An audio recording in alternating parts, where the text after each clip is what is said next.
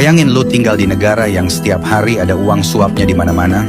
Inilah Georgia sebelum 2003. Korupsi bukan sekadar masalah, tapi sudah jadi kebiasaan. Tapi rakyat Georgia sudah muak. Tahun 2003, mereka turun ke jalan dalam revolusi mawar, menggulingkan rezim lama, dan memilih Mikhail Saakashvili sebagai presiden baru. Dan misinya cuma satu, membasmi korupsi dari akarnya. Langkah pertama, pecat semua polisi. Lalu lintas polisi, lalu lintas dulu, adalah simbol terbesar korupsi di Georgia. Mereka bukan menjaga jalan, tapi mencari mangsa. Solusinya, pecat semua polisi lalu lintas. Gila, mungkin. Tapi hasilnya, tanpa polisi korup di jalan, justru lalu lintas jadi lebih lancar. Setelah itu Georgia merekrut polisi baru, lebih muda, lebih terlatih, dan diberi gaji yang layak. Kini, polisi yang dulu ditakuti berubah jadi salah satu lembaga paling dipercaya rakyat. Langkah kedua, reformasi total birokrasi.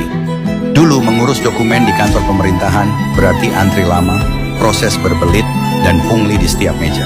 Solusinya, sederhanakan birokrasi. Pemerintah menghapus lembaga-lembaga korup dan menggantinya dengan sistem layanan publik yang modern, cepat, dan digital.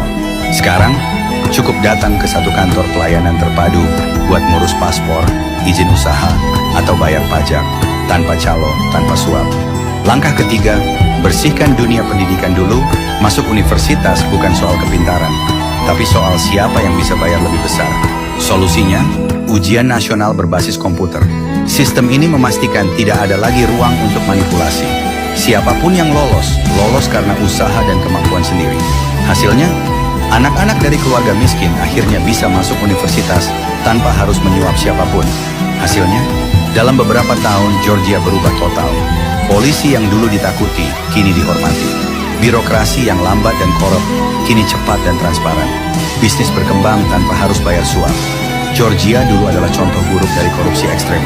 Tapi sekarang, Georgia adalah bukti bahwa korupsi bisa diberantas jika ada keberanian dan tindakan nyata. Dan pertanyaannya sekarang, jika Georgia bisa,